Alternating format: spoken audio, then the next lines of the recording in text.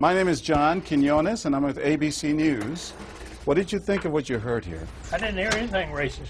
He told her he wouldn't serve her. Well, he can say he wouldn't serve you if you come in here barefooted without a shirt on. But she wasn't barefoot or without a shirt on. Well, she wasn't dressed right. What do you mean? If I was running a place, I'd do the same thing. You wouldn't let Muslims shop at your store? I sure wouldn't. We never expected customers to be so candid. How do I know you don't have a bomb in there? Watch what happens this time when, once again, our Muslim woman is denied service. This is not right.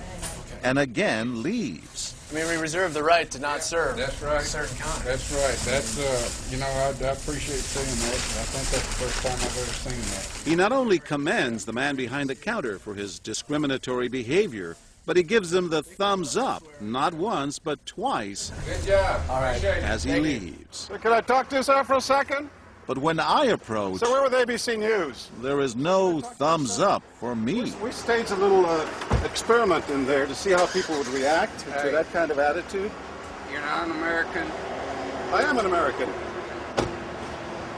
That man took it a bit farther, telling me I'm not an American. He was threatened. Jack DeVideo is a social psychologist at Yale University. So when we as Americans feel threatened from the outside, we're going to define ourselves in very rigid fashions. Either you're with me, and if you're not really one of me, then you must be somebody else who's against me. The young woman in our experiment is an actor, but for this woman, discrimination is all too real. Nahaya Javed helped us design our experiment. Although born in Chicago, she says she's constantly characterized by fellow Americans as the enemy.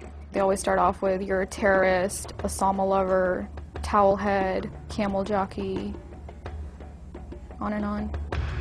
While attending college in Texas, she says she continually suffered verbal abuse and has even been physically attacked just because she's Muslim. They assume I'm not from here, and if I tell them I'm American, they're like, no, you're not.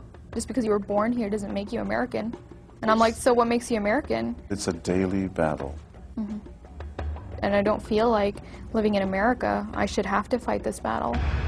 Meanwhile, back at the bakery, our actor is at it again. But how do I know you're not a terrorist?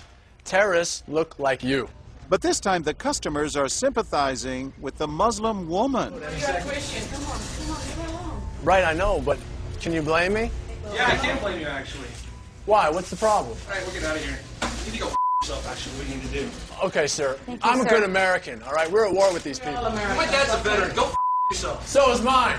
And he's not the only one who walks out in anger. You need to stop segregating against people. It's wrong. Excuse me? She's an American No, just like you're a everybody else. bad American. Time and again, people speak out with their pocketbooks. You lost a couple of customers, just so you know. But look what happens when this man threatens to leave. You're not a good American, sir. I believe I am a good American.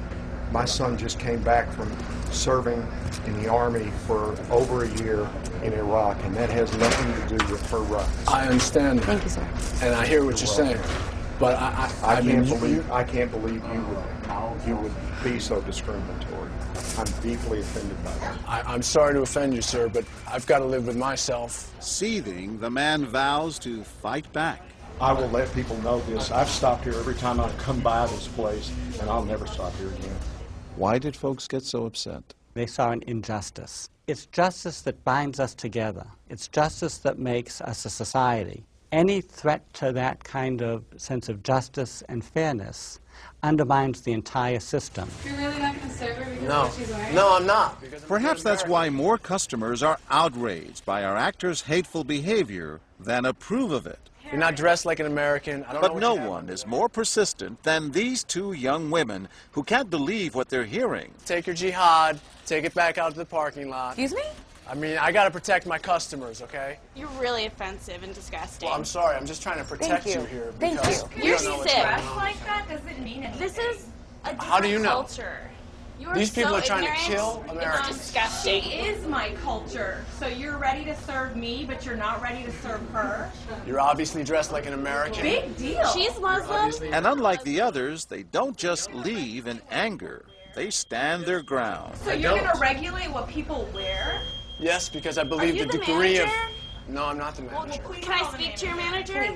I'm John Quinones with ABC News. It's only when we catch up with our heroines that they finally let their guards down. I'm with my friend who's, Muslim, and it's, I've just seen how people treat them differently.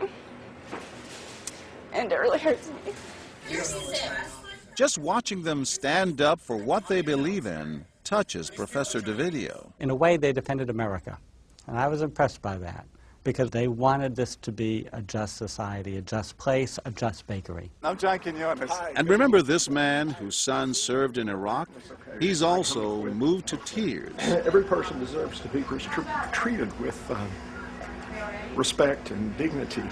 No matter how In they're every dressed. situation, no matter how they're dressed. Never have we seen reactions so polarized, from a thumbs up for prejudice to an emphatic thumbs down. Go yourself.